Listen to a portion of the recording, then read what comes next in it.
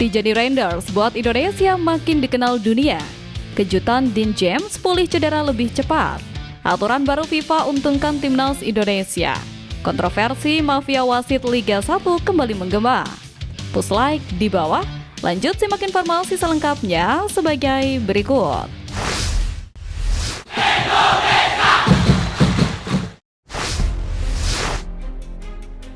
Kontroversi mafia wasit Liga 1 kembali menggema. Wasit yang sejatinya menjadi pengadil lapangan atas laga Persib Bandung versus Barito Putra ini nyatanya hanya berkamuflase yang sebenarnya adalah pengkhianat di balik jeda. Keputusan kontroversial ini membuat sejumlah nama termasuk Bobotoh tentunya geram. Dalam pertandingan tersebut, Persib Bandung tertinggal lebih dulu di menit 45+3 melalui sontekan Jamie Moreno. Setelah itu, Persib Bandung melancarkan sejumlah serangan untuk menyusul ketertinggalan dari Barito Putra. Namun, pada menit 83, Persib Bandung harus bermain dengan 10 pemain karena Edo Febriansyah mendapatkan kartu kuning kedua. Beruntungnya, Yuswanto Aditya melakukan gol bunuh diri di akhir pertandingan yakni pada menit 90+9. Kartu kuning kedua Edo dinilai menjadi salah satu keputusan kontroversial dari wasit yang memimpin laga Persib Bandung kontra Barito Putra, Gedeon Dapaherang.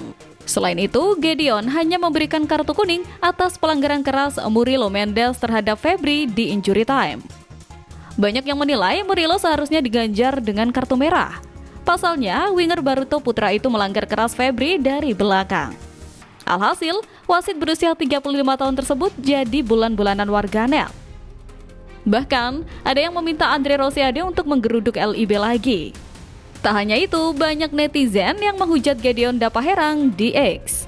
Bahkan, sang wasit sampai dilarang memimpin laga di musim depan.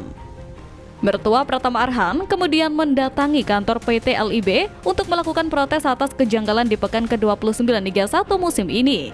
Karena memang ini sudah sangat merugikan salah satu tim atas ketidakbecusan wasit. Jadi bagaimana menurut kalian? Tulis pendapatmu di kolom komentar ya.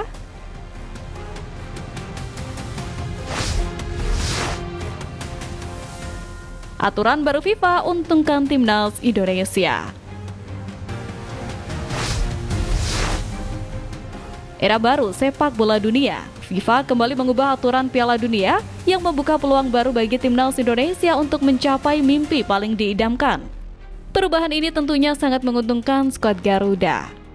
FIFA resmi mengubah aturan Piala Dunia Wanita yang bisa membuka peluang timnas Indonesia Putri untuk tampil di ajang tersebut. Mengutip dari laman resminya, FIFA menambah jumlah peserta Piala Dunia Wanita dari 38 menjadi 48 tim yang bakal mulai diberlakukan pada edisi 2031.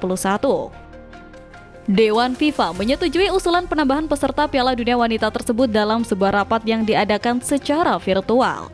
Jumlah pertandingan pun meningkat dari 64 menjadi 104 dan turnamen diperpanjang 1 pekan. Adapun persyaratan penyelenggaraan Piala Dunia Wanita edisi 2031 dan 2035 telah disesuaikan. Penambahan ini akan memperluas representasi secara signifikan, memberikan kesempatan lebih banyak negara untuk berpartisipasi termasuk Indonesia. Selain itu, pemain lebih mudah mengakses ke kompetisi elit dan mempercepat investasi dalam sepak bola wanita di seluruh dunia. Dengan demikian, peluang Garuda Pertiwi untuk mentas di Piala Dunia menjadi lebih terbuka. Hal itu dialami oleh timnas Indonesia yang kini sedang berjuang di putaran ketiga kualifikasi Piala Dunia 2026 zona Asia Grup C. Dengan adanya penambahan jumlah peserta menjadi 48 negara, skuad Garuda memiliki peluang untuk lolos ke panggung dunia tahun depan.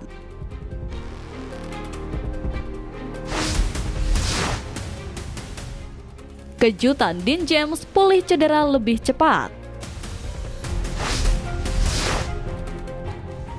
Harapan baru untuk timnas Indonesia. Jelang laga krusial melawan Cina Juni mendatang, Patrick Kluivert dan skuad Garuda mendapatkan angin segar dengan pemulihan Dean James. Apakah ini pertanda baik untuk kemenangan timnas Indonesia?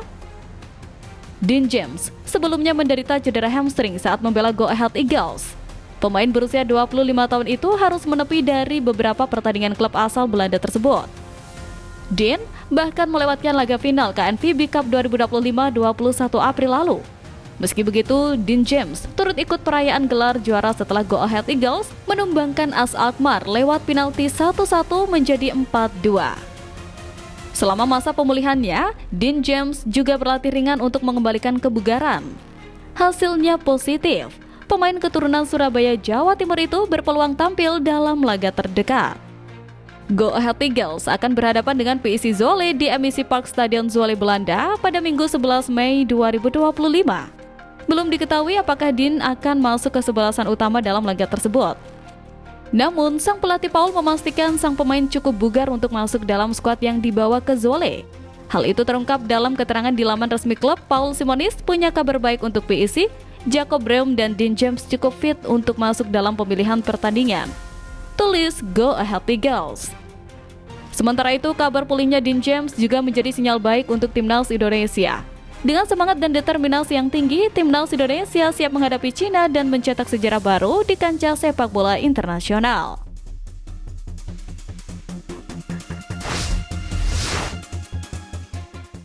Tijani Reinders buat Indonesia makin dikenal dunia. Kalau Spanyol punya Catalunya sebagai penghasil pemain sepak bola hebat, Indonesia punya Maluku yang tak kalah mentereng.